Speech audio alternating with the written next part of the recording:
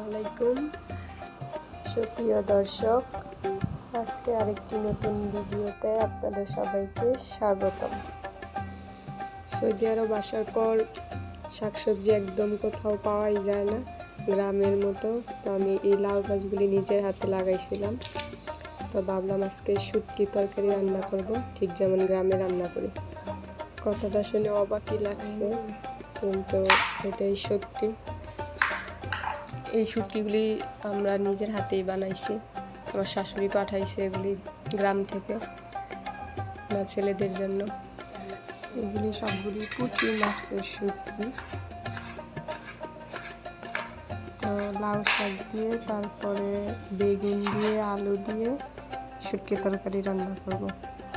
আপনারা সবাই ধৈর্য সহকারে একটু কষ্ট করে ভিডিওটা পুরোটাই দেখবেন।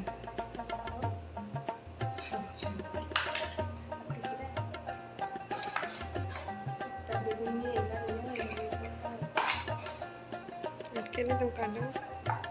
Kadang itong ito din natin.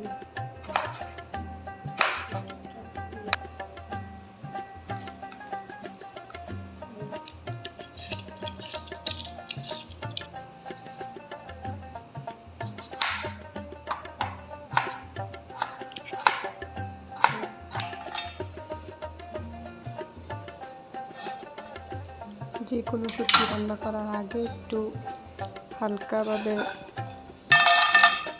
টানতে হয়, তাহলে শুটকি ঘ্রাণ আসে, তরকারিতে একটু অন্যরকম স্বাদ পাওয়া যায়।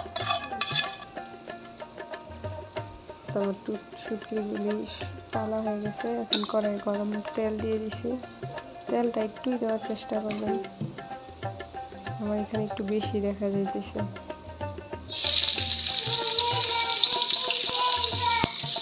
আমার হাঁড়ি পাতিলগুলি আসলে আপনাদের মনের মতন হয়তো বা নাও হইতে পারে, তার কারণ আমি এখন সৌদি আরবে আছি, এটাই নিজের মন মতো জিনিসপত্র কেনাকাটা একটু ঝামেলা। গ্রামে গেলে চেষ্টা করি আপনাদের মন মতো জিনিসপত্র দেওয়া।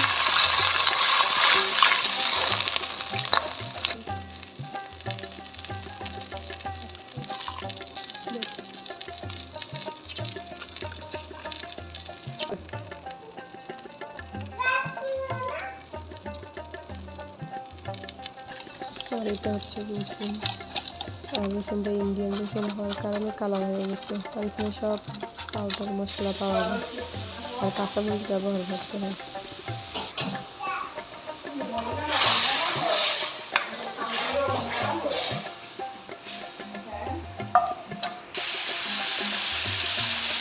মশলাটা কষানো হয়ে গেছে, এখন শুটকিগুলি দিয়ে দেবো। তারপরে কিছুক্ষণ শুটকিগুলি কষানোর পরে এরপর একটু পানি দিয়ে দেবো। পর্যায়ে দিয়ে দেবো আলু আর বেগুন, যেহেতু এটা শাক দিয়ে রান্না করা হইতেছে, আর একসাথে যদি সবগুলি দিয়ে দেন তাহলে এগুলি সিদ্ধ অতিরিক্ত হয়ে যাবে আর কি, শাকগুলি সব গলে যাবে। এই জন্য আগে আলু আর বেগুনগুলি কষানো হইতেছে। কষানোর সময় একটু ঢাকনা দিয়েছি, ওই যে এখন কষানো হয়ে গেছে প্রায়।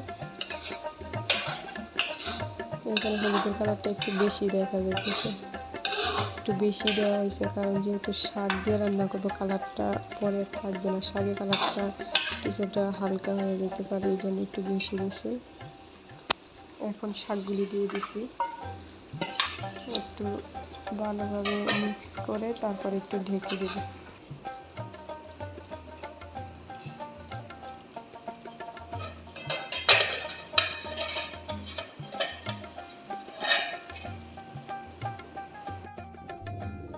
এখন পুরো তরকারিটা কষানো হয়ে গেছে, দেখছেন শাক দেওয়ার জন্য তরকারিটা হালকা হয়ে গেছে।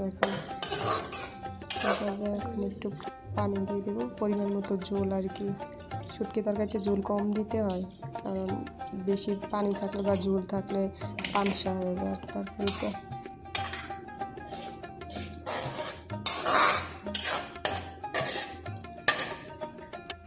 তো এখন একটু মরিচ দিয়ে দিতেছি, দু তিনটা গ্রানও আসবে, প্লাস ঝাল না হলে তরকারিটা ঝালও লাগবে, পারফেক্ট দেওয়া হয়েছে। আমার রান্না প্রায় শেষের দিন, সবাই আমার চ্যানেলটাকে সাবস্ক্রাইব করবেন, লাইক করবেন, শেয়ার করবেন। আল্লাহ হাফেজ।